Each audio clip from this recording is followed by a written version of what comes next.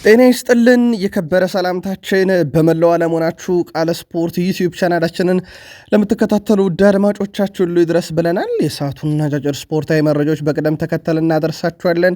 እስከ ፕሮግራማችን ፍጻሜ ቆዩ። ላይክ፣ ሰብስክራይብ፣ ሼር አድርጉን። በሀሳብ መስጫ ሳጥናችሁን ላይ ግን ትላንታችሁ እንዴት አለፈ፣ ዛሬስ በየስቴዲየሞቹ ምን እንጠብቅ የሚለውን ሀሳብ አስተያየት መስጫ ሳጥናችን ላይ ያጋሩን።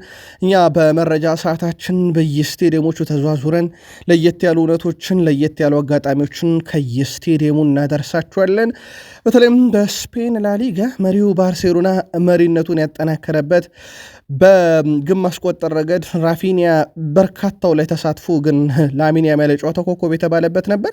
በላሊጋ በርካታ ያሉ ጨዋታዎች ነበሩ፣ እናነሳችኋለን። ዛሬ ሪያል ማድሪድ በጣም ወሳኝ የተባለ ጨዋታ ያደርጋል።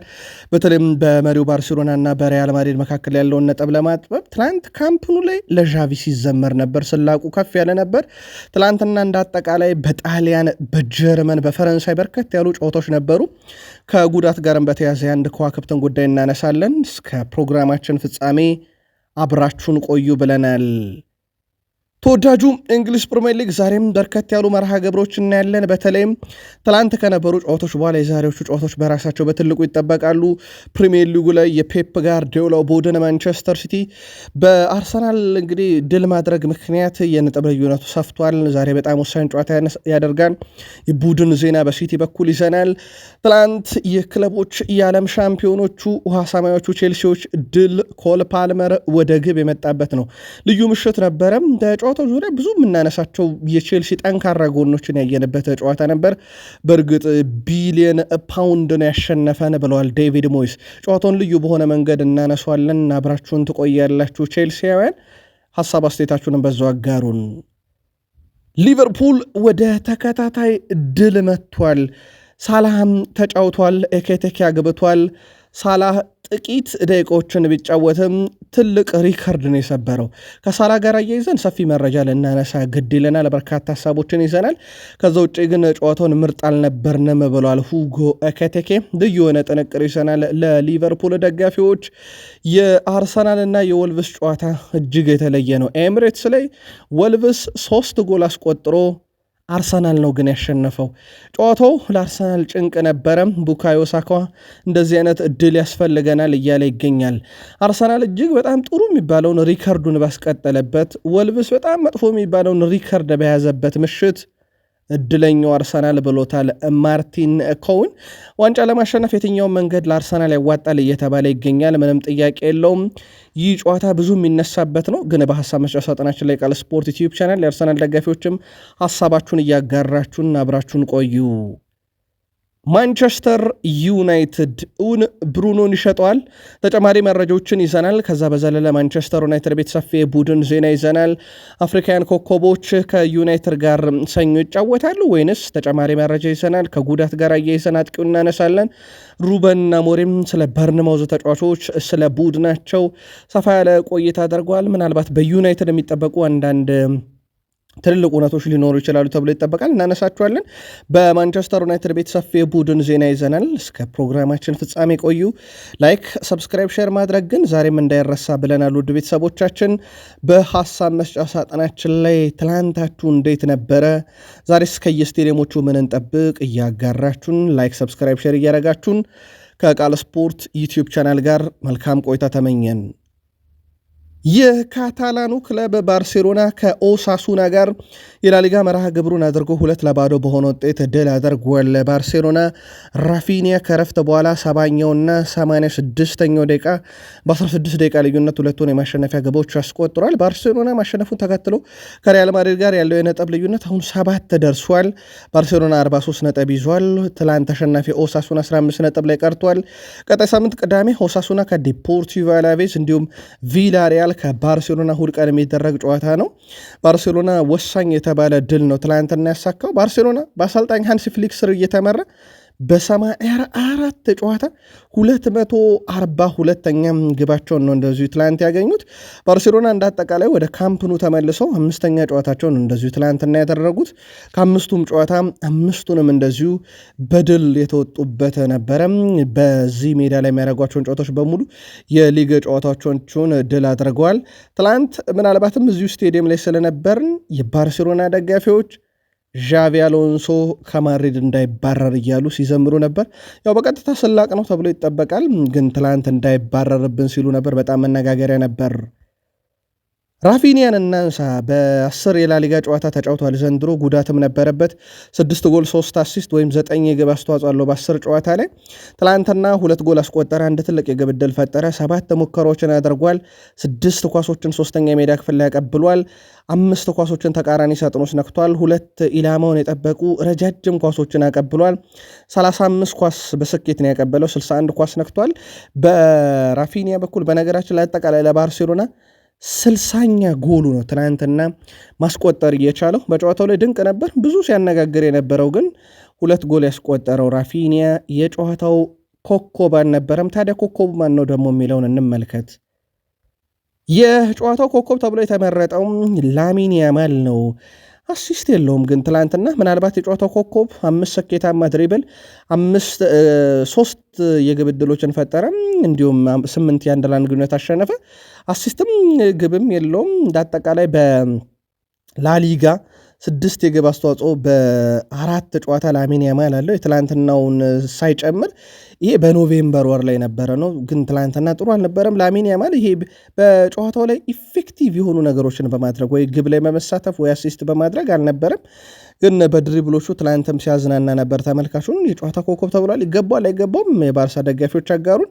ሌላው ምናልባት ልናነሳ የምንችለው ፔድሪ ነው። ፔድሪ ከጉዳት ከመጣ በኋላ በጣም አስደናቂ ነው። ባለፉት 3 የላሊጋ ጨዋታ 4ኛ አሲስቱ ላይ ደርሷል። አትሌቲኮ ማድሪድ ላይ አሲስት፣ ሪያል ቤቲስ ላይ 2 አሲስት፣ ኦሳሱና ላይ 1 አሲስት፣ በ3 ጨዋታ 4 አሲስት። ባርሴሎና የሚፈልገውን ተጫዋቹን ከጉዳት እንዳገኘው ጥሩ ማሳያ እንቅስቃሴ ነው ትናንትና በፔድሪን በኩል የተመለከት ነው። የዲየጎ ሲሞኔ ቡድን አትሌቲኮ ማድሪድ በዋንዳ ሜትሮፖሊታኖ ስቴዲየም የነበረውን ጨዋታ ድል አድርጓል። አትሌቲኮ ማድሪድ ቫሌንሻን 2-1 በሆነ ውጤት ድል አድርጓል። ግብ በማስቆጠር ለአትሌቲኮ ማድሪድ ሁለቱን ኮኬ 17ኛው ደቂቃ ላይ፣ ግሪዝማን 74ኛው ደቂቃ ላይ አስቆጥሯል። በቫሌንሻ በኩል ብቸኛዋን ከሽንፈት ያልታደገች ግብ ቤልትራን 63ኛው ደቂቃ ላይ ነው ከመረብ በማሳረፍ የቻለው። ምናልባት ዘንድሮ አትሌቲኮ ማድሪድ በላሊጋውም ለዋንጫ ለመፎካከር በጣም ሊቸገር ይችላል። ከባርሴሎና እና ከሪያል ማድሪድ ጋር የሚጠበቀው ፉክክር 2017-18 አውሮፓን የተቀላቀለው ዩሊያን አልቫሬዝ 18-19 19-20 ውድድር ዓመት 2021 21-22 22-23 23-24ን በሙሉ በዋንጫ ካጠናቀቀ በኋላ አምና 2024-25ን ያለ ዋንጫ አጠናቋል። ዘንድሮስ የሚለው በትልቁ ይጠበቃል፣ ግን ፈታኝ ዓመት ስለመሆኑ ምንም ጥርጥር የለውም። ሌላኛው መርሃ ግብር ማሎርካን ከኤልቼ ያገናኘ ጨዋታ ነበረ። ማሎርካ 3-1 በሆነ ውጤት ድል አድርጓል። ሞርላንስ 5ኛው ደቂቃ ላይ፣ ማስካል 82ኛው ደቂቃ ላይ፣ ሚውሪክ 89ኛው ደቂቃ ላይ 3ቱን የማሸነፊያ ግቦች ያስቆጥሯል ለማሎርካ። በኤልቼ በኩል የማሎርካው ተጫዋች ማፊዮ ነው 21ኛው ደቂቃ ላይ በራሱ ላይ ያስቆጠረላቸው። ጨዋታውን ማሎርካ 3-1 አሸነፈ። ሌላኛው መርሃ ግብር የነበረው እንግዳው ቡድን ኤስፓኞል ሄታፌን 1-0 ያሸነፈበት ነው። ለእንግዳው ቡድን ኤስፓኞል ካብሪያር በ53ኛው ደቂቃ ላይ ብቸኛዋን ግብ እንዲሁ ከመረብ አሳርፏል። ዛሬ የስፔን ላሊጋ መርሃ ግብሮች ቀጥለው ይካሄዳሉ። በተለይም ተጠባቂ ጨዋታዎች አሉ። በላሊጋ ዛሬ ሴቪያ ከሪያል ኦቪድ፣ ሴልታ ቪጎ ከአትሌቲኮ ቢልባኦ፣ ሌቫንቴ ከቪላሪያል እና እንደዚሁ ዲፖርቲቮ አላቬስ ከሪያል ማድሪድ ይጫወታሉ። የዲፖርቲቮ አላቬስ እና የሪያል ማድሪድ ጨዋታ ከምሽቱ 5 ሰዓት ጀምሮ በኢትዮጵያን ሰዓት አቆጣጠር የሚደረግ ጨዋታ ነው። በብዙ ይጠበቃል። ስለዚህ የተወሰኑ መረጃዎችን በዚህ ጨዋታ ዙሪያ እናንሳ። ሪያል ማድሪድ ከዲፖርቲቮ አላቬዝ ባለሜዳው አላቬስ 7 አሸንፎ 3 ወጥቷል። በዚህ ውድድር ዓመት እንዳጠቃላይ ያደረጋቸውን ጨዋታ በሪያል ማድሪድ በኩል በዚህ ዓመት ያደረጋቸውን ጨዋታዎች 15 ድል 3 ሽንፈት 3 አቻ 4 ሽንፈት አስተናግዷል። ዲፖርቲቭ አላቬስ ባለፉት 5 ጨዋታ ምናልባት 3ቱን ተሸንፏል፣ ግን የመጨረሻ 2 ጨዋታ በድል ነው ያጠናቀቀው፣ ግብም አልተቆጠረበትም። በሪያል ማድሪድ በኩል ደግሞ በተቃራኒ የመጨረሻ 2 ጨዋታ ተሸንፏል። በሪያል ማድሪድ በኩል ከመጨረሻ 5 ጨዋታ 2 ድል 1 አቻ 2 ሽንፈት ገጥሞታል። በአጠቃላይ የሁለቱ ክለቦች እርስ በርስ ግንኙነት ሪያል ማድሪድ 36 ጊዜ ረቷል፣ ዲፖርቲቭ አላቬዝ 5 ጊዜ 3 ጊዜያቸው ወጥተዋል። የመጨረሻ 4 ግንኙነታቸውን ነጥለን ብናይ በሪያል ማድሪድ ፍጹም የበላይነት የተጠናቀቀ ነው። ቅድመ ግምቶች ወደ ሪያል ማድሪድ ያመራሉ። የቃል ስፖርት ዩቲዩብ ቻናል ቤተሰቦች ይህን ጨዋታስ እንዴት ሊጠናቀቅ ይችላል? ቅድመ ግምታችሁን ላኩልን። በጣሊያንም በርከት ያሉ ጨዋታዎችን ተመለከትን። በእርግጥ አብዛኞቹ ጨዋታዎች ዛሬ ይደረጋሉ።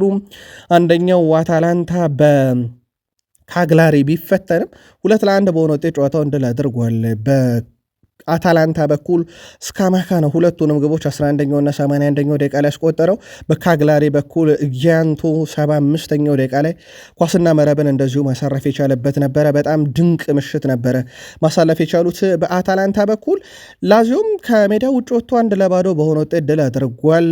ኖሲል 82ኛው ደቂቃ ላይ ለእንግዳው ቡድን ላዚዮ ብቸኛዋን የማሸነፊያ ግብ እንደዚሁ ያስቆጠረበት ጨዋታ ሲሆን ሌላ 1-0 የተጠናቀቀው ጨዋታ ቶሪኒዮ ክሮሞንሴን 1-0 አሸንፏል። ለቶሪኖ ቫልሲች ነው 27ኛው ደቂቃ ላይ ግብ አስቆጥሮ የነበረው። ሞር ግን ዛሬ ጣሊያን ሴሪ ጨዋታዎች በብዛት የደረጃ ሰንጠረዡ ላይ ለውጥ ሊያመጡ የሚችሉትን እንመለከታለን። ሚላን ከሳሱሎ፣ ዩዲኒዜ ከናፖሊ፣ ፊዮረንቲና ከሄላስ ቬሮና፣ ጄኖዋ ከኢንተር እንዲሁም ቦሎኛ ከዩቬንቱስ ዛሬ በጣሊያን ሴሪ የሚጠበቁ ትልልቅ መርሃ ግብሮች ናቸው። በጀርመን ቡንደስሊጋ በርከት ያሉ ጨዋታዎችን አይተናል። ውድ ቤተሰቦቻችን በተለይም በቡንደስሊጋ ያው መሪነቱ ላይ ዛሬ ነው ባየር ሙኒክ የሚጫወተው በመሪ ደረጃ ያለው። ትላንት ግን ሲጠበቁ ከነበሩ ጨዋታ ላብነት ያክል ባየርን አሬና ላይ ባየርን ሌቨርፑሰን ኮሎኝን 2-0 በሆነ ውጤት ድል አድርጓል። ትሪደር 66ኛው ደቂቃ ላይ፣ አንድሪች 72ኛው ደቂቃ ላይ ሁለቱን የባየርን ሌቨርፑሰን ግቦች ያስቆጠሩበት ሲሆን 2-1 በሆነ ውጤት ሴንት ፖሊ ደግሞ ሄደንሄምን ድል አድርጎታል። ካርስ 35ኛው ደቂቃ እና 53ኛው ደቂቃ ላይ አስቆጥሯል። በሄደንሄም በኩል ፕሪንገር ነበረ 64ኛው ደቂቃ ላይ አስቆጠረላቸው። ሴንት ፖሊ ጨዋታው 2-1 ባሸነፉበት ጨዋታ ላይ ስሚዝ ገና 45ኛው ደቂቃ ላይ በቀይ ካርድ ወጥቶበት በጉድሉ ተጫዋታ የተጫወተው ሴንት ፖሊን መጨረሻ ላይ ግን ሄደንሄምን 2-1 በሆነ ውጤት እንደዚሁ ድል ያደረገበት ነበር። አይንትራክ ፍራንክፈርት ወደ ድል ተመልሷል። ሆግስቡርግን ትላንት 1-0 አሸንፏል። ዶዋን 68ኛው ደቂቃ ላይ ብቸኛዋን ግብ ለአይንትራክ ፍራንክፈርት አስቆጥሯል። በርካታ ገቢ ያየንበት ጨዋታ ሆፈንሄም ሃምቡርግን 4-1 ያሸነፈበት ጨዋታ ነው። የሆፈንሄምን 4 የማሸነፊያ ግቦች ፕሪሞል 8ኛው ደቂቃ ላይ፣ ካባክ 31ኛው ደቂቃ ላይ፣ ሊያምፔር 65ኛው ደቂቃ እና እንደዚሁም አሽላይን 72ኛው ደቂቃ ላይ አስቆጥሯል። በሃምቡርግ በኩል ብቸኛዋን ግብ 82ኛው ደቂቃ ላይ ፊሊፕ ያስቆጠረ። በእርግጥ 91ኛው ደቂቃ ላይ አስቆጥሮ በቫር ተሽሮበታል። በአጠቃላይ 4-1 በሆነ ውጤት ሆፈንሄምን ሃምቡርግን እንደዚሁ ድል ያደረገበት ምሽት ነበረ። በበርካታ ግብ ሌላ የተጠናቀቀው ጨዋታ ወልቭስበርግ ከሜዳ ውጭ ወጥቶ ቦሩሲያ ሞንቹግላድባን 3-1 ያሸነፈበት ነው። 3ቱን ግቦች ለወልቭስበርግ ዊመር በ4ኛውና 34ኛው ደቂቃ ላይ፣ አሙሪያ 30ኛው ደቂቃ ላይ ሲያስቆጥር ብቸኛዋን ጎል በቦሩሲያ ሞንቸግላደባ በኩል ኩላርስኪ ነበረ የወልቭስበርጉ ተጫዋች በራሱ ላይ 22ኛው ደቂቃ ያስቆጠረላቸው። ወልቭስበርግ ከሜዳ ውጪ ቦሩሲያ ሞንቹግላድባን 3-1 በሆነ ውጤት ድል አድርጎታል። ቡንደስሊጋው ዛሬ ይቀጥላል። ፍራይቡርግን ከቦሩሲያ ዶርትመንድ ያገናኛል። ባየር ሙኒክ ምሽት 1:30 ሜንዝን አሊያንዝ አሬና ላይ ይገጥማል። ወርደር ብሬመን ከስቱትጋርት ዛሬ። ሶስቱም ጨዋታዎች ቆንጆ ናቸው። በጀርመን ቡንደስሊጋ ጨዋታውን መከታተል ካሻችሁ። የፍራንስ ሊግ ለጊዜውም ቢሆን መሪ ቀይሯል። ፓሪሰን ጀርሜን ወደ አናቱ መጥቷል። ውድ ቤተሰቦቻችን ትላንትና ሜትስን 3-2 በሆነ ውጤት ድል አድርጓል። ፓሪሰን ጀርሜን ጎንካሎ ራሞስ 31ኛው ደቂቃ ላይ፣ ናንጁቱ 39ኛው ደቂቃ ላይ ከረጅም ጊዜ ጉዳት በኋላ ዲዛይር ዱዊ 63ኛው ደቂቃ ላይ ሶስቱን የፓሪስ ሰን ዠርሜን የማሸነፊያ ግቦች አስቆጥሯል። ለሜትስ ሁለቱን ግቦች ዳይሚት 42ኛው ደቂቃ ላይ እንደዚሁም ቲስ ዤቪ 81ኛው ደቂቃ ላይ ነበር ያስቆጠረው። በፓሪስ ሰን ዠርሜን በኩል በጣም ወሳኝ የተባለ ድል ነው ትላንትና ማስመዝገብ የቻሉት። ቱሉዝ ፓሪስን 3-0 አሸንፎታል። አዳጊው ቡድን ፓሪስ ፍራንስ ሊግ የከበደው ይመስላል። በሜዳው ነበር ትላንት የተጫወተው፣ ግን በቱሉዝ 3-1 ተሸነፈ። ለቱሉዝ ሶስቱን የማሸነፊያ ግቦች ሂድላንጎ 29ኛው ደቂቃ ላይ እንደዚሁም ጎቦ 37ኛውና 69ኛው ደቂቃ ላይ ሁለቱን ግቦች አስቆጠረውላቸዋል። 3-1 በሆነ ውጤት የተጠናቀቀው የሬንስና የብሪስት የደርቢ ጨዋታ ነበረ። ትናንትና ፍራንስ ላይ ከነበሩ ጨዋታዎች አንደኛው ደርቢ ነው፣ የሬንስና የብሪስት ጨዋታ። ደርቢውን ሬንስ በሜዳው 3-1 አሸንፏል። የሬንስን 3 የማሸነፊያ ገቦች ሊያምፑል 24ኛው ደቂቃ ላይ፣ ሙሳ ቲንዊመር 25ኛው ደቂቃ ላይ፣ ሜይት 87ኛው ደቂቃ ላይ አስቆጥረዋል። ለብሪስት ብቸኛዋን ግብ ማማ ባልዴ ነው 13ኛው ደቂቃ ላይ ያስቆጠሩት። ትናንት በደርቢ ጨዋታ ሬኒስ ብሪስትን 3-1 በሆነ ውጤት ድል አድርጓል። የደረጃ ሰንጠረዡ ላይ ያው እንዳልኳችሁ ፓሪስ ሰን ዠርሜን በ36 ነጥብ ይመራል። ሌንስ ቀሪ ጨዋታ አለው በ34 ይከተላል። ማርሴ በ29 እንደዚሁም ሊል በ29 ሬንስ በ27 ይከተላል። ዛሬ ግን ጨዋታቸውን የሚያደርጉ ይሆናል። ዛሬ በፍራንስ ሊጋ የሚጠበቁ መርሃ ግብሮች አሉ። ኦሎምፒክ ሊዮን ከሊሃቨር፣ ሌንስ ከኒስ፣ ስትራስቡር ከሎሪየንት፣ ኦግዥር ከሊል እና እንደዚሁም ኦሎምፒክ ማርሴ ከሞናኮ ጨዋታቸውን የሚያደርጉ ይሆናል። ምናልባት በሞናኮና በኦሎምፒክ ማርሴ ጨዋታ ላይ ፖል ላቤሌ ፖግባን እንመለከተው። ውድ ቤተሰቦቻችን ጉዳት አስተናግዷል። ለምን ያክል ጊዜ ከሜዳ ይርቃል የሚለው ነገር 100% እርግጥ ባይሆንም ግን ለሳምንታት ከሜዳ እንደሚርቅ መረጃዎች ያመለክታሉ። ፖል ላቤለ ፖግባ በዚህ ጨዋታ ላይ አይገኝም ማለት ነው። ሬኒስ እንግዲህ በደረጃ ሰንጠረዡ ብልጫ ተወስዶበታል ማለት ነው። በፓሪስ ሰን ዠርሜን በኩል በጊዜነት የመሩትን የደረጃ ሰንጠረዥ ያስጠብቃሉ አያስጠብቁም የሚለው ይጠበቃል። በሌንስ ያው ሌንስ ሁለተኛ ተንሸራቷል። ሌንስ ግን ዛሬ ከኒንስ ጋር ጨዋታ ስላለው ድል ካደረገ መሪነቱን ይረከባል። ውድ የቃል ስፖርት ዩቲዩብ ቻናል ቤተሰቦቻችን ከእናንተ ከሆነው ቃል ስፖርት ዩቲዩብ ቻናል የሰዓቱን አጫጭር ስፖርታዊ ጥንቅሮች እያጋራናችሁ እንገኛለን። በሐዋሳ እንገኛለን። እጅግ አድርገን እናመሰግናለን መላው የሐዋሳን ቤተሰቦቻችንን ባደረጋችሁልን አቀባበል ከልብ እናመሰግናለን። ዛሬም እንግዲህ ሰፊ ፕሮግራም ይዘን በሐዋሳ እንድንገኝ ያደረጋችሁንም ከልብ እናመሰግናለን። መረጃችን ይቀጥል። ዛሬ በተወዳጁ የእንግሊዝ ፕሪሚየር ሊግ በርከት ያሉ ጨዋታዎች እናያለን። ዌስትሃም ዩናይትድ ከአስቶን ቪላ፣ ኖቲንግሃም ፎረስት ከቶትናም፣ ሰንደርላንድ ከኒካስል ዩናይትድ፣ ክሪስታል ፓላስ ከሲቲ የሴልኸርስት ፓርክ ስቴዲየም ጨዋታ ነው። ከዛ ብሬንትፎርድ ከሊድስ ይጫወታሉ። እነኚህን ጨዋታዎች በተወሰነ መንገድ እናንሳቸው። በፕሪሚየር ሊጉ ላይ በጣም ተጠባቂ የሆኑ ስላሉ እናንሳቸው አንድ በአንድ። ውድ ቤተሰቦቻችን ሲቲ ግራውንድ ላይ በጣም ተጠባቂ ጨዋታ አለ በኖቲንግሃም ፎረስት እና በቶትናም ሆትስፐርስ መካከል በትልቁ ይጠበቃል። ጨዋታ በኖቲንግሃም ፎረስት በኩል ከሰሞኑ መሻሻሎችን አይተናል። 7 ድል 10 ሽንፈት በዚህ ዓመት አላቸው። 5 ጨዋታ ባቸው ውጤት ነው ያጠናቀቁት። በዚህ ውድድር ዓመት የቶማስ ፍራንኩ ቡድን ቶትናም የወጥነት ችግር ያለበት 10 ድል 7 አቻ 7 ሽንፈት በዚህ ዓመት በሲዝኑ ያስመዘገበው ነው። ኖቲንግሃም ፎረስት በመጨረሻ 5 ጨዋታ 3 ድል 2 ሽንፈት አጋጥሞታል። ቶትናም በተመሳይ 2 ሽንፈት አለው። 2 ድል 1 አቻ ደግሞ በተጨማሪነት ባለፉት 5 ጨዋታ አስመዝግቧል። ኖቲንግሃም ፎረስት እና በሲቲ በታሪካዊ ግንኙነታቸው ቶትናም የበላይነት አለው። 53 ጊዜ ረድቶታል። 37 ጊዜ ደግሞ ኖቲንግሃም ፎረስት ቶትናምን ረድቷል። 29 ጊዜያቸው ወጥቷል። የመጨረሻ 4 ግንኙነታቸውን ነጥለን ብንመለከት ቶትናም 2 ያሸንፏል፣ ኖቲንግሃም ፎረስት 2 ያሸንፏል። ዛሬስ ማን ይረታል ጨዋታውን? ቅድመ ግምታችሁን ላኩልን። በትልቁ ከሚጠበቁ ጨዋታዎች አንደኛው ነው። ሲቲ በአርሰናል እንግዲህ ያለው የነጥብ ልዩነት ወደ 5 ከፍ ብሎበታል። ዛሬ ደግሞ ወደ ሴልኸርስት ፓርክ ያቀናል። ሴልኸርስት ፓርክ መሆኑ ብቻ ሳይሆን ፓላስ ዘንድሮ ለትልቅ ቡድኖች በጣም ፈታኝ ነው። ይህም በደንብ አሳይቷል። ራሱ ሲቲን ኤፍ ኤ ካፕ ዋንጫ ነጥቆታል። የኦሊቨር ግላስነር ቡድን ዛሬ ለፔፕ ጋርዲዮላ ቡድን ቀላል ተጋጣሚ ይሆናል ተብሎ አይጠበቅም። በፓላስ በኩል ሴልኸርስት ፓርክ ላይ ጨዋታው ስለሚደረግ እናስቀድም። 12 ድል በዚህ ዓመት 8 አቻ 5 ጨዋታን ብቻ ነው የተሸነፈው። ሲቲም በእርግጥ 5 ጨዋታን የተሸነፈው 16 ድል 2 አቻ ያለው። በፓላስ በኩል የመጨረሻ 3 ጨዋታ በድል ተጠናቋል። እንደ አጠቃላይ ባለፉት 5 ጨዋታ 2 ሽንፈት ነው ብቻ ነው የገጠማቸው። በሲቲ በኩል ባለፉት 5 ጨዋታ 4 ድል 1 ሽንፈት ገጥሟቸዋል። የሻምፒዮንስ ሊግ የባየርን ሌቨርኩሰኗ ሽንፈት ናት። በእርስ በርስ ልዩነት ሲቲ 38 ጊዜ ረቷል። ፓላስ 37 ጊዜ ረቷል። 17 ጊዜያቸው ወጥቷል። የመጨረሻ በሲቲ እና በፓላስ መካከል የነበሩ 4 ግንኙነቶችን ነጥለን ብናይ ሲቲ 2 ያሸንፏል፣ ፓላስ 1 ያሸንፏል፣ 1 ጊዜያቸው ወጥቷል። ዛሬ ማን በበላይነት ጨዋታውን ሊወጣው ይችላል? በተለይም ሲቲ ከአርሰናል ጋር ያለው ነጥብ ልዩነት ለማጥበብ በጣም ወሳኝ ጨዋታ ነው። ቅድመ ግምታችሁን ላኩልን። በትላንትና 2 ተጠባቂ ጨዋታዎች ነበሩ። የተርፍ ሙር የፉልሃምና የበርንሌ ጨዋታ ለተመልካች ፍጹም አዝናኝ ነበረ።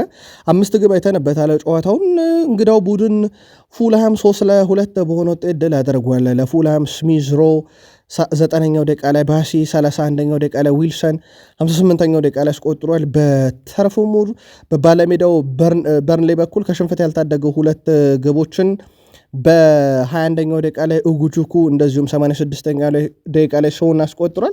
እስከ መጨረሻው ደቂቃ ድረስ በጣም ቆንጆ ጨዋታ ነበረ። ምናልባት ትልልቅ ጨዋታዎችን ብቻ ሳይሆን እንደዚህ አይነት ጨዋታዎችም ለመዝናናት በፕሪሚየር ሊግ በጣም ወሳኝነት አላቸውና አንደኛው የተርፍ ሙሩ ጨዋታ ማሳያ ነበር። ስታንፎርድ ብሪጅ ላይ ቼልሲ በጣም ወሳኝ የተባለ ድል አስመዝግቧል። ኤቨርተን 2-0 አሸንፏል። ፓልመር 21ኛው ደቂቃ ላይ ግብ አስቆጥሯል። ለፓልመርም ለቼልሲም ድንቅ ምሽት ነበረ። ሌላኛው ግብ አስቆጣሪ ማሎ ጉስቶ ነው። ከፔድሮ ያገኛትን ኳስ 45ኛው ደቂቃ ላይ አስቆጠረ። ግን ፓልመርን እናንሳ ውድ ቤተሰቦቻችን፣ ትላንትና በጣም ወሳኙ ተጫዋች ነበረ። ፓልመር ኤቨርተን ላይ 59 ደቂቃ ነው ያጫወቱት። ማሬስካም 1 ጎል 2 የግብ ዕድል የፈጠረ 79 በመቶ ኳስ የማቀበል ስኬት የነበረው 2 ኳስ በኤቨርተን ፍጹም ቅጣት ምት መምቻ ሳጥን ውስጥ የነካ 2 ኳሶችን 3ኛ የሜዳ ክፍል ላይ ያቀብሏል። 100% ሙከሮቹ ኢላማቸውን የጠበቁ ነበሩ። በኮል ፓልመር በኩል ምናልባት ልናነሳለት የምንችለው ከሴፕቴምበር በኋላ ነው። በነገራችን ላይ ይህንን ደስታ አገላለጽም የተመለከት ነው። ፓልመር አሁን 39 ጎሎችን አስቆጥሮ የኒኮላስ አኔልካን 38 ግብ ሪከርድ ወስዶታል። 9ኛው ከፍተኛ የቼልሲ ግብ አስቆጣሪ ነው በታሪክ 41 አለው። ጆን ቶሪ ከሱ በላይ 8ኛው ሰው። በቀጣይ ደግሞ እሱንም ሪከርድ እንደዚሁ ያሻሽላል ተብሎ ይጠበቃል። ለቼልሲዎች ግን ድንቅ ምሽት ነበር። የፓልመር መመለስ በራሱ ትሮቫ ቻሎቫ ድንቅ ነበር። ትላንትና 4 ታክል 2ቱን አሸንፏል።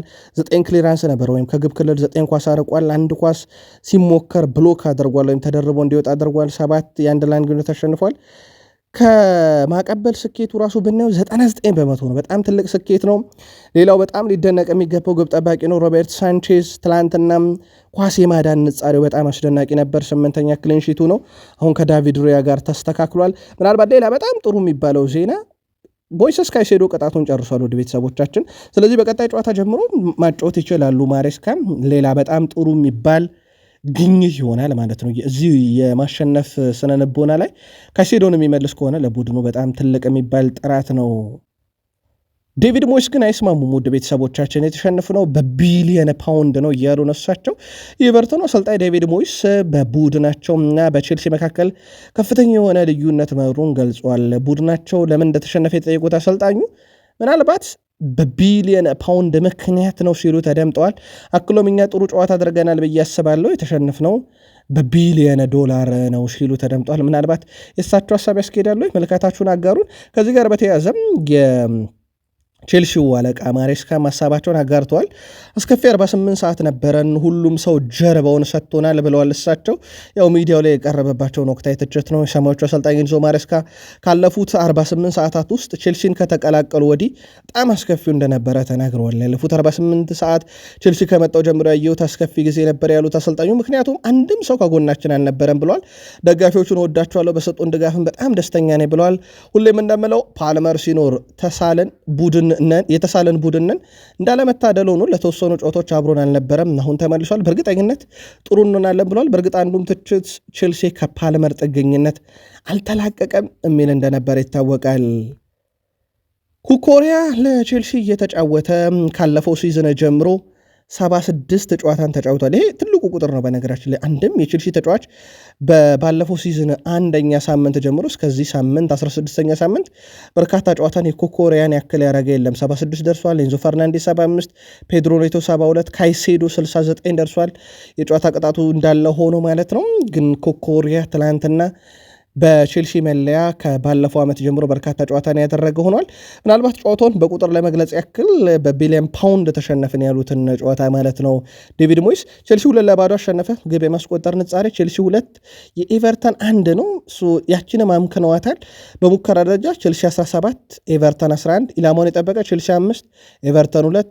በኳስ ቁጥጥር 57.7% ቼልሲ የበላይነት አለው። 42.3% ብቻ ነው የኦፕታ ቁጥር የሚያሳየው የቼልሲን ጨዋታ የማሸነፍ ተገቢነትና የበላይነት ነው። ምናልባት ዴቪድ ሞይስ እንዳሉት ቢሊየን ፓውንድ እንጂ ቼልሲ አላሸነፈንም ወይም ጥሩ ነበርን ከሚለው እሳቢያቸው አንጻር መልከታችሁን ላኩልን። ሊቨርፑል አንፊልድ ላይ ጨዋታ ነበረው። ጨዋታው በብዙ መንገድ ይጠበቃል። አንድም ሊቨርፑል ወደ አቋሙ ከሰሞኑ ተመልሷልና ውጤት ያስጠብቃል። 2 ሳላህ የሚለው ጉዳይ ነበረ።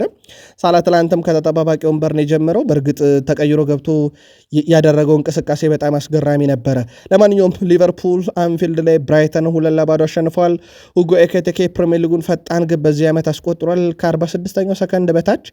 ከዛ ሌላኛዋን ግብ 60ኛው ደቂቃ ላይ አስቆጥሯል ሁጎ ኤኬቴኬ።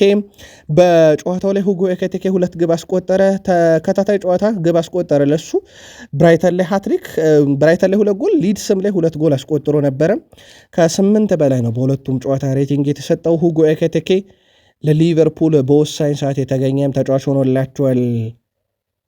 ወደ ሳላ ጉዳይ እንምጣ። ሳላ ትላንት ተጫወተ ተቀይሮ ገብቶ በዛች በተጫወተው ደቂቃ ግን ሪካርዶችን አሻሽሏል። ለአብነት ያክል 3ኛውም የምንጊዜም ከፍተኛ ግብ አስቆጣሪ መሆን ችሏል። በፕሪሚየር ሊግ 3ኛው የጎል ተሳትፎ ያለው አለን ሽረር ወደ 324 አለው። ሩኒ 311። አሁን 3ኛው ሰው ሳላ ነው 289። የላምፓርድ 279 የበርካታ ግብ ላይ መሳተፍን አልፎት ሄዷል። 3ኛው ሰው ሆኗል በፕሪሚየር ሊጉ። እንዳልኳችሁ ተቀይሮ ገብቶ ይህን ሪካርድ የያዘው። ሌላ ትናንትና የአሻሻለው ሪካርድ ለአንድ ቡድን በርካታ ግብ አስተዋጽኦን በማበርከት ከሩኒ ሪካርድ ወስዶታል። ሩኒ ለዩናይትድ 276 የግብ አስተዋጽኦ ነበረው። ሳላህ 277 የግብ አስተዋጽኦን በመያዝ የሩኒን ለአንድ ክለብ በርካታ ግብ የማስቆጠር ሪካርድንም እንደዚሁ ትላንትና መንጠቅ የቻለበት በጣም አስደናቂ ነበር። ሳላ ጋር በነበረው ጉዳይ ላይ ቀሪ መፍታት ያሉብን ምንም ችግር የለም። እሱ እንደ ማንኛውም ተጫዋች ነው እና በሊድስ ጨዋታ ስለተፈጠረው ነገር ከእሱ ጋር ሌላ የመወያየው ነገር የለም። ከአፍሪካ ዋንጫ ጨዋታ በኋላ በሊቨርፑል ላይ እፈልጋለሁ ሲሉ ተደምጧል አርኔ ስሎት። ሳላ በጨዋታው ላይ ትልቅ ጫና ፈጥሮ ነበረ። ተቀይሮ ገብቶ ለማዕከሊስተር ያደረገው የመጀመሪያው ንክኪ ድንቅ ነበር ብዬ አስባለሁ። በፈጠራናቸውም የግብ ዕድሎች ውስጥ በብዛት ይሳተፍ ነበረ። ዳግም ሲጮት ማየት አስደሳች ነበር ግን ብዙም አያስደንቅም። ምክንያቱም ይህን ነገር በሊቨርፑል ደጋግሞ አድርጎት ስለነበረ ሲሉ ተደምጠዋል። ሳላህም ከጨዋታው በኋላ ሀሳቡን አጋርቷል። ሳላ ከጨዋታው በኋላ ጋዜጠኞች ጋር ቃለ መጠይቅ ነበረው። ሳላ ለጋዜጠኞቹ ለ2 ሳምንት በተከታታይ እዚህ አልኖርም በማለት በፈገግታ ነው ምላሽ የሰጠው። ከጨዋታው በኋላ አስተያየታቸውን የሰጡት አሰልጣኝ አርኔ ስሎትም እንግዲህ በሁለቱ መካከል ያለው ችግር መፈታቱን በሚገልጽ አይነት መንገድ ሲናገሩ ነበረ። ምናልባት በሳላ በኩል ከአፍሪካ ዋንጫ በኋላ ሲመለስ ቦታውን ያገኘዋሉ በዚህ ሁኔታስ የሚለው ግን በትልቁ የሚነሳ ጥያቄ ነው። አርኔ ስሎት ምስጋና ቢስ ናቸው ግን ብሏል። መሐመድ አቡ ታሪካ የቀድሞ የግብፅ ብሔራዊ ቡድን ታሪካዊ ተጫዋች መሐመድ አቡ ታሪካ በቤን ስፖርት በተንታኝነት እናውቀዋለን። አርኔ ስሎት ሳላን በተለየ መንገድ ማየት ነበረባቸው የሚለው ተጫዋቹ፣ ምክንያቱም እሱ ብዙ ዋንጮችን ያስገኘ ደረጃው ከፍ ያለ ኮከብ ነው ብለዋል። አክሎም አርኔ ስሎት የመርሳት ችግር ያለበት ምስጋና ቢስ እና የማድነቅ ችግር ያለበት ሰው ብሎ ተችቶታል። በአንድ ወቅት ከየርገን ክሎፕ ጋር የነበረውን አለመግባባት ያነሳው አቡ ታሪካ በቀጣዩ ጨዋታ ግን ቋሚ ነበር። ምክንያቱም ክሎፕ የተፈጠረው ችግር ግላዊ ብለው ቢያስቡም ወይም እንደ ቡድን ችግር ነበረ ብለው ቢያስቡም ግን ታላቅ ተጫዋች ስለሆነ ሳላ ታላቁ አሰልጣኝ ያጫውቶታል ብሎ ክሎፕን ወደኋላ ሄዶ አመስግኗል። በሌላ በኩል ስለ እንግሊዝ መገናኛ ብዙሃንም ያነሳው መሐመድ አቡ ታሪካ የእንግሊዝ መገናኛ ብዙሃን ሳላን በ8 ዓመታት ሁሉ ሪከርድ የሰበረ ተጫዋች መሆኑን ማወደስ የተሳናቸው ብሎ ተችቷቸዋል። የሊቨርፑሉ ተጫዋች ሁጎ ኤኪቲኬ ትላንት ሁለቱንም ግቦች ያስቆጠረ፣ ሁለት የማሸነፊያ ግቦች ያስቆጠረው ኤኪቲኬ ጨዋታውን ምርጥ ለማለት ያዳግተኛል ብሏል። ጨዋታው ምርጥ ነው ብዬ መጥራት አልችልም፣ ተጨማሪ ግቦችን ማስቆጠር እንችል ነበር ያለው ሁጎ ኤኪቲኬ አክሎም ሃትሪክ ለመስራት አለም የነበር ነገር ግን ሌላ ቀን አደርገዋለሁ ብሏል። ጨዋታው ላይ ግን ብዙ ፖዘቲቭ ነገሮችን ሊቨርፑል ለማየቱ ምክንያት የነበረ ተጫዋች ነው። ከዛ ውጪ በዚህ ሲዝን በፕሪሚየር ሊግ ከሊቨርፑል የበለጡ ብዙ የግብ እድሎችን ወይም 197 ብዙ ግብ ሊሆኑ የሚችሉ ይሄ ሙከራዎችን በማድረግም ቀዳሚ ቡድን ሆኗል። በእርግጥ ዛሬና ነገ የሚጫወቱ ጨዋታዎች ላይ የተወሰነ ይሄ ቁጥሩ ሊወሰድ ይችላል። በእርግጥ ከዩናይትድ ጋር እኩል ነበሩ በርካታ የግብ ዕድልን በመፍጠር ዩናይትድ ያው ሰኞ ነው የሚጫወተው። ምናልባት ይህንን ሪከርድ ወይም የሚያሻሽልበት ወይም የሚጠጋበት ወይም የሚስተካከልበት እድል እንደዚሁ እጁ ላይ አለ። ሊቨርፑል ግን ትላንትና ሪከርዱን ይዞታል። የአንፊልዱን ጨዋታ በኦፕታ ቁጥር እንደምድመው ውድ ቤተሰቦቻችን በጥሩ ሁኔታ ስለሚገልጸው 2-0 ሊቨርፑል አሸነፈ። ግብ የማስቆጠር ንጻሬ ግን ብራይተን ይሻላል። 1.96 ግብ የማስቆጠር ንጻሬ ነበራቸው። ሊቨርፑል ከ1.822 አግኝተዋል። ብራይተን ግን ከዛ ምንም አላገኘም። ሊቨርፑል 18 ሙከራ፣ ብራይተን 14። ሊቨርፑል 4 ኢላማውን የጠበቀ፣ ብራይተን 1። ብራይተን 50.2 በመቶ ኳስ ተቆጣጠረ፣ ሊቨርፑል 49.8። ኦልሞስት የኳስ ቁጥጥሩ ተመሳሳይ ይዘት የነበረው ነው። ጨዋታው በሊቨርፑል ባዶ ድል አድራጊነት ተጠናቋል። ሊቨርፑል እየተመለሰ ነው። ውድ ቤተሰቦቻችን ምናልባት ዳግም ወደ ፕሪሚየር ሊግ ዋንጫ ፉክክር መመለስ የሚችልበት ሰዓት ላይ ነው ወይ? ሊቨርፑል በተለይም በወቅታዊ ሁኔታ ምናልባት ጊዜው ገና ይመስላል ይሄንን ለማለት። ግን ሊቨርፑልውያን በተለይም ቡድናቸውን እንዴት ያገኛችሁት? ከሰሞኑ ያለው የሊቨርፑል ተከታታይ ድል የማድረግ እንቅስቃሴና ያለመሸነፍ ጉዞንስ እንዴት አገኛችሁት? መልከታችሁን ላኩልን። የሰሜን ለንደኑ ክለብ አርሰናል ኤምሬትስ ላይ ድል አድርጓል። 3 ጎል ተቆጥሯል ኤምሬትስ ላይ። 3ቱም በወልቭስ ነው የተቆጠረው። 3 ነጥብ ግን የወሰደው አርሰናል ነው። አርሰናል ትላንትና 2-1 በሆነ ውጤት ድል አድርጓል። በኤምሬትስ የነበረውን ጨዋታ ጆንስቶን 70ኛው ደቂቃ ላይ የወልቭሱ ተጫዋች ራሱ ላይ ያስቆጠረ፣ አርሰናል 1-0 መራ። ከዛ በኋላ ጨዋታው ፍጹም የተለየ ነበረ። ከዚህ ደቂቃ በኋላ አርኮዴሬ 90ኛው ደቂቃ ላይ ወልቭስን አቻ ያደረገ። ከዛ በኋላ የወልቭሱ ሞሽኬራ 94ኛው ደቂቃ ላይ ሌላ ግብ ራሱ ላይ አስቆጥሮ አርሰናል 2-1 በሆነ ውጤት ድል አድርጓል። የመድፈኞቹን ማሸነፍ ተከትሎ በእርግጥ በፕሪሚየር ሊጉ በ5 ነጥብ ልዩነት እየመሩት ይገኛሉ። ወልቭስ በዚህ ዓመት ምንም የሊግ ጨዋታ ላይ ያሸነፈ ሲሆን በ14 ተሸንፎ በሁለታቸው ወጥቷል። ይሄ በፕሪሚየር ሊግ ታሪክ መጥፎ ሪካርድ ነው ለወልቭስ በራሱ እንደ ቡድን። ግን ቀጣይ አንዳንድ ሊያሻሽላቸው የሚችል በጣም መጥፎ ሪካርዶችን በእርግጥ ካናቱ አሉ። አርሰናል ነጥቡ 36 ደረሰ። ወልቭስ ገና 2 ነው። አሁንም 16 ሳምንት ብለናል። ኤቨርተን ከአርሰናል ቀጣይ ሳምንት የምንጠብቀው ጨዋታ ነው ቅዳሜ ቀን። ወልቭስ ከብሬንትፎርድ ሌላ ቀጣይ ሳምንት ቅዳሜ የሚደረግ ተጠባቂ መርሃ ግብር ነው። የመድፈኞቹ ተጫዋች ቡካዮ ሳካ ቡድኑ ባገኘው 3 ነጥብ መደሰት እንዳለበት ከጨዋታው በኋላ ገልጿል። ጥሩ ነገር ባናሳይም ግን ደስተኛ መሆን እንችላለን፣ ምክንያቱም 3 ነጥብ ከጨዋታ ይዘን ስለወጣን ሲል ተደምጧል። አክሎም አንዳንድ ጊዜ እድል ያስፈልግሃል፣ ነጥቡን አግኝተናል፣ ወደፊት ግን እንጓዛለን ብለዋል። ቡካዮ ሳካ በጨዋታው የጨዋታው ኮከብ ተብሎ ተመርጧል። በእርግጥ በድሉ ላይ የእሱ ሚና ቀላል አይደለም። 1 ሙከራ አደረገ፣ 4 ጥፋቶችን አሸነፈ ወይም 4 ቅጣት የምታስገኘ አንድ ትልቅ የግብ ዕድል ፈጠረ፣ 4 ቁልፍ ኳሶችን አቀበለ፣ 90 በመቶ ኳስ የማቀበል ስኬት ነበረው፣ 2 ኳስ መልሶ ነጥቋል። የጨዋታው ኮከብ ተብሎ ተመርጧል ቡካዮ ሳካ። ምናልባት ጨዋታውን የተከታተላችሁ ከሳካ የተሻለ ምርጥ ከነበረ ግን ልትልኩልን ትችላላችሁ። ሳካ እድል ያስፈልጋል፣ በእድል አሸንፈናል፣ አሁን መደሰት ብቻ ነው ያለብን ሲል ተደምጧል። ከጨዋታውን በኋላ አርሰናል በዘንድሮ የውድድር ዓመት በሁሉም ውድድሮች በሜዳው ባደረጋቸው 12 ጨዋታ አልተሸነፈም። በነገራችን ላይ 11 ድል፣ 1 አቻ፣ ምንም ሽንፈት የለም። 31 ጎል አስቆጥሮ 4 ብቻ ተቆጥሮበታል። 8 ጨዋታ ላይ ደግሞ መረቡን ሳያስደፍር ጭምር ነው የማይክል አርቴታ ቡድን በዚህ የውድድር ዓመት በሁሉ መድረክ ላይ ወጣውና ጠንካራ ነው። በእርግጥ ኤምሬትስ ላይ ሲጫወት 31 ጎሎች ራሱ በጣም ትልቅ የሚባል ነው። እንዳልኳቸው 4 ጎል ብቻ ነው የተቆጠረበት ድል ባደረገበትና አቻ በወጣበት ጨዋታ ላይ። የማይክል አርቴታ ቡድን ኤምሬትስ ላይ ብዙ እጅ የሚሰጥ ቡድን አልሆነም ዘንድሮ። በፕሪሚየር ሊጉም በአውሮፓ ሻምፒዮንስ ሊጉም ምናልባት ማርቲን ኮይን ከቲኤንቲ ስፖርት ጋር ያው እሱ እዛ ነው የሚሰራው እድለኛው አርሰናል ተመልሷል ብሏል እና የሊጉን ዋንጫ ለማንሳት ደግሞ ድልም ያስፈልጋል። ስለዚህ እድለኛው አርሰናል ተመልሷል። እንደዚህ አይነት ጨዋታዎችን ካሸነፍክ ዋንጫ ለማንሳት በትክክል እየተፎካከርክ ነው ሲል ተደምጧል። ማርቲን ኮይንም ከጨዋታውም በኋላ የአርሰናሉ አምበል ማርቲን ኦዴጋርድ ምርጥና የበላይ ሆነ እያንዳንዱን ጨዋታ እኮ ማሸነፍ አትችልም ወይም አይጠበቅብህም ብሏል። ምናልባት አምና ስሎት የፕሪሚየር ሊጉ መጠናቀቂያ አካባቢ ሁሉንም ጨዋታ ምርጥ ልንሆን አንችልም፣ አንዳንድ ጨዋታን ብቻ አሸንፈን ልንወጣ እንችላለን ብለው ነበረ። ይህንን ሀሳብ ኦዴጋርድም የደገመው ይመስላል። ሁሉም ጨዋታ ምርጥ መሆን አይጠበቅብም፣ ዋናው ማሸነፋችን ነው፣ 3 ነጥቡን ወስደናል ሲል ተደምጧል። ምናልባት ጥያቄ የሚያስነሳው የቪክተር ዮኬሬሽ ጉዳይ ነው። ትላንትና ቪክተር ዮኬሬሽ 3 ኳስ ነው ለቡድን አጋሮቹ በትክክል ያቀበለው ከረፍት በፊት። በርግጥ አርሰናልም ደካማ ነው። ዮኬሬሽን በቡድን ውስጥ ደግሞ ባደረገው የጨዋታ እንቅስቃሴ 15 ኳስ የነካ 3 ኳስ ለቡድን አጋሮቹ በስኬት ያቀበለ ነው። ከዛ ውጭ ምንም መመዘኛ ቁጥሮች ላይ ዜሮ ነው የሚያሳየው።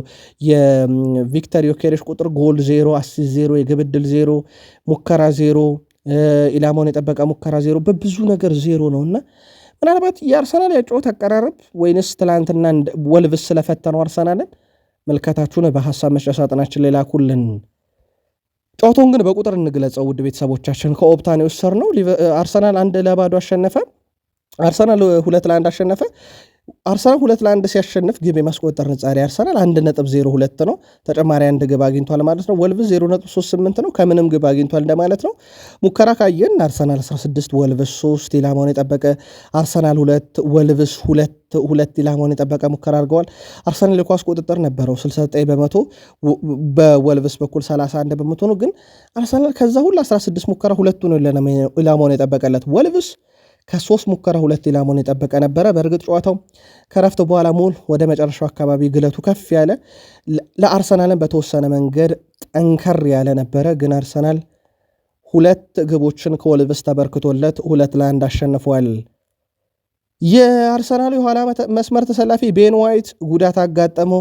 ሌላ በጣም አስከፊ ምሽት ለአርሰናል። ምናልባት የአርሰናል ደጋፊዎች በጨዋታው ደስተኛ ካልነበሩ ምናልባት ደስተኛ ሆነው የሳሊባ ጉዳይ የሚያሳስብ የዋይት ጉዳይ የሚያሳስብ ይመስለኛል። ዩሊያን ቲምበር ወደ ቀኝ መስመር ቦታ ሄዶ ፔሮ ሄንካፔ ወደ መሃል ተከላካይነት የመጣበት ማይል ሉዊስ ስኬሊ ደግሞ የግራውን የያዘበትና የተወሰነ የጨዋታ ቅርጽ ለውጥ ያስፈለገበት ነበረ። የቤን ዋይት ጉዳት መጥፎ ብለውታል ማይክል አርቴታ። ምናልባት ለረጅም ጊዜ ከሜዳ ሊያረቀው ይችላል እየተባለ ነው። አርቴታ ስለ ሳሊባም ተጠይቀው ነበረ። ሳሊባን ያጫወት ነው ሪስክ ወስደን ነው፣ አማራጭ ስለሌለን ያሰለፍ ነው ብለዋል።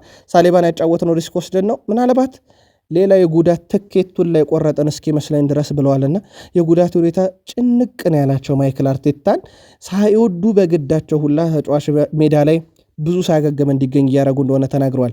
ለማንኛውም አርሰናል በጣም ወሳኝ የተባለ ድል እጅግ በጣም ተፈትኖ በወልቭስ አግኝቷል። የፕሪሚየር ሊጉ አንደኛና ሁለተኛ ያደረጉት ጨዋታ ነው። አርሰናል በወልቭስ ባገኛቸው 2 ራስ ላይ የተቆጠሩ ግቦች 2-1 አሸነፈ። መሪነቱ በ5 ነጥብ ነው። ዛሬ ሲቲ ይጫወታል። በአርሰናል ደጋፊዎች በኩል ግን ምልከታችሁ እንሻለን። ውድ ቤተሰቦቻችን ሐዋሳ እንገኛለን። በዛሬው ዕለት በሐዋሳ ቆይታ እናደርጋለን። ለሐዋሳ ቤተሰቦቻችን ከልብ እናመሰግናለን። ቃል ስፖርቶች የማንቸስተር ዩናይትድን መረጃ እንቀጥል። ማንቸስተር ዩናይትድ በቀጣይ ብሩኖን የተመለከተ የዝውውር ጥያቄዎች ከሌሎች ክለቦችም የመስማት ፍላጎት አለው የለውም በሚለው ጉዳይ ላይ መረጃዎች እየወጡ ነበረ። እንደ አል ኢልሃል እና አሊታድ ያሉ ክለቦች በተጫዋቹ ላይ ጠንካራ ፍላጎት እንዳላቸው ይታወቃል። በነገራችን ላይ በማንቸስተር ዩናይትድ በኩል በገበያ ከሚቀርቡ ተጫዋቾች መካከል ብሩኖ ፈርናንዴዝ ዋነኛው ሊሆን ይችላል እየተባለ ነው። ግን በጥር የመሸጥ ፍላጎት የላቸውም። በተለይ ሜኖስ ክለቡን በገንዘብ ይበልጥ የተረጋጋ ለማድረግና ከብሩኖ ዕድሜ መግፋት ከሳውዲ አረቢያ ከሱ ከሚገኘው ገንዘብ አንጻር እና ቀጣይ ፕሮጀክታቸው አንጻር ብሩኖን ሊሸጡት የሚችሉበት እድል አለ። በእርግጥ ዩናይትድ አምናም አልከለከለም ወይም በአለፈው ክረምት አልከለከለም ዝውውሩን። ማንቸስተር ዩናይትድ በጊዜያዊነት እንግዲህ በክለብ ውስጥ ከ70 ሚሊዮን ፓውንድ የሚደርስ የዝውውር ዋጋ ሊሸጠው ይፈልጋል። ግን ያ ማለት ዝቅተኛው ነው። ለብሩኖ ግን ከሳውዲ አረቢያ እስከ 100 ሚሊዮን ፓውንድ ዩናይትዶች ይጠብቃሉ ተብሏል።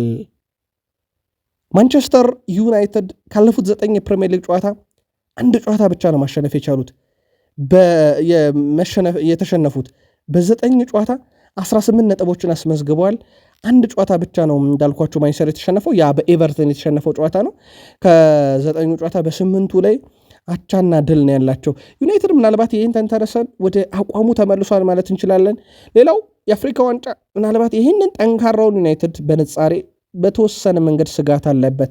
ትላንትና ኑስር ማዝራዊ፣ ብሪያን ቤሞ፣ አማድ ዲያሎ ከዋና ቡድን ጋር ልምምድ ሰርቷል። ምናልባት አፍሪካ ዋንጫ በፊት የሰኞን ጨዋታ ለዩናይትድ የመጨረሻ ጨዋታቸው ይሆናል ተብሎ ይታሰባል። ዩናይትድ እስከዛ ሰዓት ድረስ ድርድር ላይ ነው። ምናልባት የድርድሩ ውጤት ዩናይትድ እጅ ላይ ደርሶ ለህዝብ ይፋ ካላደረጉት ያው ሰኞ በአንጻራዊነት ማወቅ ይቻላል። ሰኞ ምሽት ጨዋታው ካለቀ በኋላ ወደ አፍሪካ ዋንጫ የማይሄዱ ከሆነ ዩናይትድ አንድ ተጨማሪ ሳምንት ከአማድ ዲያሎ እና ከብሪያን ቤሞ ሊያገኝ ይችላል ተብሎ ይጠበቃል። ቤንያሚን ሼሽኮ የሳር ላይ ልምምዶችን እያደረገ ይገኛል። በበርንማውዙ ጨዋታ ላይ ይገኛል አይገኝም፣ የኦልትራፎርድ ጨዋታ ላይ የሚለው እስከዚህ ሰዓት ድረስ አልተወሰነም ብለዋል ሩበን አሞሪም። ከዋናው ቡድን ርቆ ለብቻውን ልምምድ እያከናወነ የሚገኘው። በነገራችን ላይ የቤንያሚን ሼሽኮ አሁን ጉዳት አይደለም፣ ህመም ነው። የምግብ መመረዝ አጋጥሞት የሆድ ህመም ላይ ነበረ። ምናልባት የጤና ባለሙያዎች ለጨዋታ ብቁ ነው ካሉ ሊገኝ ይችላል፣ ግን ጉዳት አይደለም። የቤንያሚን ሼሽኮ ጉዳት ተብሎ የሚገለጽ ሳይሆን የህመም ነው። ያው በቶሎ የሚያገግም ከሆነ ለጨዋታው ሊገኝ ይችላል። ሩበን አሞሪም በተለይም በ9 ቁጥር ለመጫወት ሲፈልጉ የሁለተኛ ኳስ ላይ በተለይም ብሩኖን ማቲያስ ኩኛን የሚያሳትፉ ሁለተኛው ኳስ ሲፈልጉ እሱ መኖር በጣም ጠቃሚ እንደሆነ ይታወቃል። በርንማውዝ ለየት ያለ ተጫዋች አላቸው። ስሙም አንቶኒዮ ሲሞኔ ይባላል። በሁለቱም ክንፎችና በሁለቱም እግሮቹ መጫወት ይችላል፣ እንጠነቀቀዋለን ብለዋል ሩበን አሞሪም። ምንም ጥያቄ የለው። ምናልባት ለዚህ የሊቨርፑል የመክፈቻ የፕሪሚየር ሊግ ጨዋታ ማሳያ ነው። 2 ጎል አስቆጥሮባቸዋል። በጨዋታው የነበረው እንቅስቃሴ ድንቅ ነበረ። ሩበን አሞሪም በዛው አያይዘው በርካታ ነጥቦችን አንስቷል። የማንቸስተር ዩናይትዱ አለቃ ሩበን አሞሪም ዩናይትድ አሰልጣኝነት ስራ ከመጀመሩ በፊት የነበረው ዝግጅትና ከፕሪሚየር ሊጉ አሰልጣኞች የመማር ልምዱን አስመልክቶ ሀሳቡን አጋርቷል። እያንዳንዱ የፕሪሚየር ሊግ አሰልጣኞች ጋዜጣዊ መግለጫ በስፖርቲንግ ያለው እመለከት ነበር ብሏል። ወደ ቤቴ ሲሄድ መኪና ውስጥ ሆኜ ራሴን ለማዘጋጀት እሞክራለሁ፣ ነገር ግን በድጋሚ በሁሉም ሁኔታዎች ውስጥ እንዴት አይነት ጠባይ ማሳየት እንዳለብም ለማወቅ ሁሉንም ነገር መተው፣ ንዴትን፣ ብስጭትን መተው ያስፈልጋል። እኔ አሁን በዋነኝነት የምፈልገው ነገር በጣም ምርጡ አሰልጣኝ መሆን ነው። ክሎፕ በጣም አስቂኝ ይመስለኛል። ጋርዲዮላ ለሁሉም ሰው ምሳሌ ነው። ጆዜ ሞሪኖ ደግሞ እዚህ በእንግሊዝ የራሱ ጊዜ ነበረው።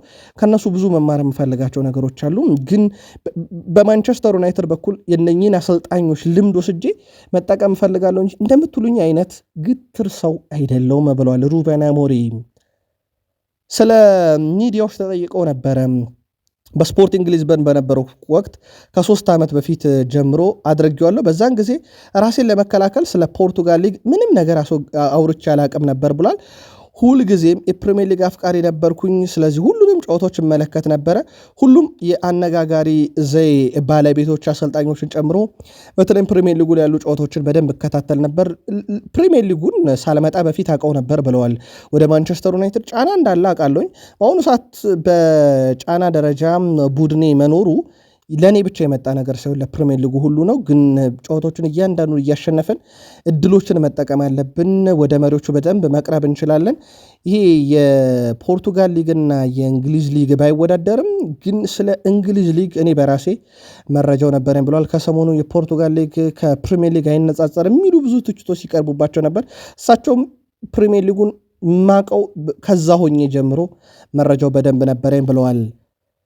ጄጄ ጋብርኤል ምናልባት በማንቸስተር ዩናይትድ እድል ሊያገኝ ይችላል በበርንማውዙ ጨዋታ ላይ እና ብሪያን ቤሞ ደግሞ ስለሌሉ ሌላ ዳግም እድል የሚያገኝበት እድል አለም። ጄጄ ጋብርኤል በነገራችን ላይ የሚጫወት ከሆነ በፕሪሚየር ሊግ ታሪክ ትንሹ ተጫዋች ሆናል። በፕሪሚየር ሊግ የተጫወተ የማንቸስተር ዩናይትድ በጣም ትንሹ ዕድሜ ተጫዋች ለመሆን ምናልባት የዚህ ሳምንት ጨዋታ እድል ሊሰጠው ይችላል።